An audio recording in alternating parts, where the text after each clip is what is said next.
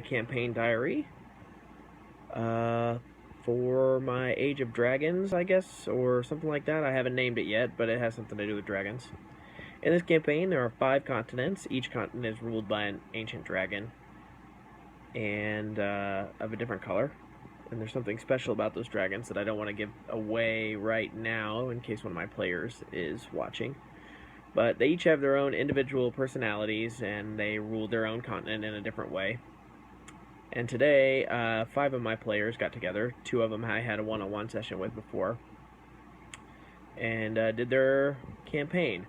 So to start off, they started in the center continent of Exomos, and they started at a tavern called the Tooth and Claw Tavern.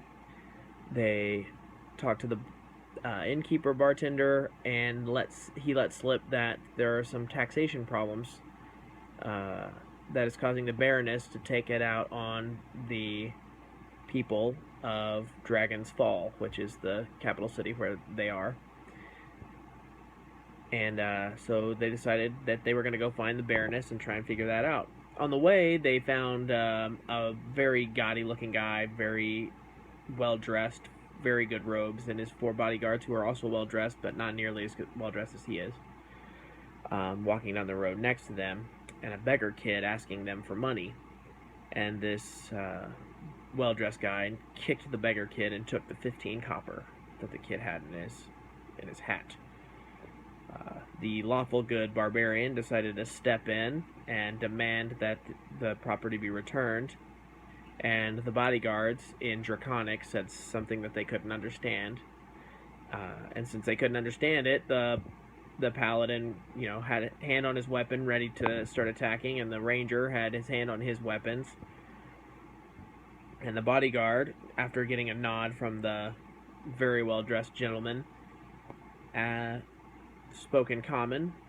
He said something like, I will lower myself with your disgusting tongue. Move aside for Multanus the Fire King. Multanus, the name of the red dragon. So they freaked out, moved away. Multanus carried his treasure that he was carrying on these... there were 4 guys behind him carrying big, giant chests of very valuable things on these poles behind them. They go see the Baroness, and, the steward for the Baroness, and he kind of explains that each village sends taxes that go straight to Multanus. They keep him happy so people don't die. If he's unhappy, then he starts taking it out on the politicians in the capital, who then take it out on the people underneath them, and everybody suffers. So they go to a place called Wyvern's Rest.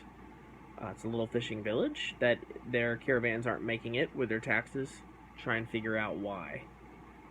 They hire themselves out, I guess, as bodyguards to go and protect the caravan when they are ambushed by orcs. And these orcs have been ambushing to try and survive because Multanus' greed affects everyone, even orcs and kobolds and everybody in the countryside. This is bad news for everyone. Desperate times. Unfortunately, the orcs they weren't going to surrender. They weren't even really asked to surrender. They just kind of got killed, and the orc champion finally, fell over. And the party went back to Wyvern's Rest after that, and to get the reward for basically hiring themselves out as mercenaries. They go to the docks, and the 2 characters that I had a one-on-one session arrive just as they get on the docks. Overall, it was a pretty good campaign. I've got a couple of new players that have never played before. One that hasn't played since the 90s, and I'm a new DM. What I learned today from this session was, be patient. Not everybody's going to play in character, although there were a couple of people who played very well in character. They didn't really break character.